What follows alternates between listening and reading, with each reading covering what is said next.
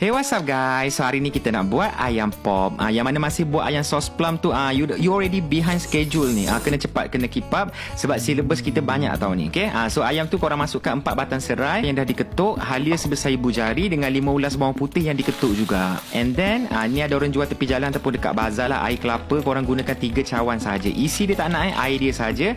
Masukkan 1/4 cawan santan and then 1 sudu kecil garam. Lepas tu kita didihkan lah ayam tersebut. So ambil 1 biji tomato, 15 biji cili padi, 1 biji bawang merah, 5 ulas bawang putih dengan seketul belacang yang dah dibakar. So ini kita blend guna minyak tau, tak guna air sebab tak nak dia merecik sana sini lah.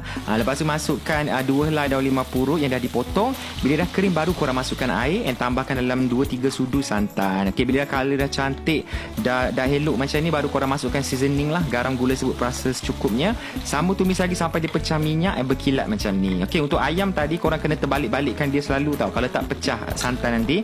Okay, so ayam dah masak, keluarkan serai halia semua tu, bagi kosong kat dalam, tinggal air dia saja. Tambahkan setengah kotak kecil santan, tambahkan gula sikit and also air tepung jagung sikit dan bagi dia pekat lah. And siaplah kita punya kuah. And yang ni optional, kalau korang boleh cari pucuk ubi kayu, boleh rebuhkan sekali dengan garam kalau nak. Kalau tak jumpa tak apalah. So boleh makan macam ni. Letakkan kita punya sambal tadi, tuangkan kita punya kuah santan ke atas ayam tu and siaplah kita punya ayam pop. Yang ni kalau pergi kedai nasi Padang memang aku selalu wajib order lah. Kalau tak ratah macam tu, kita makan dengan nasi putih. Sedap.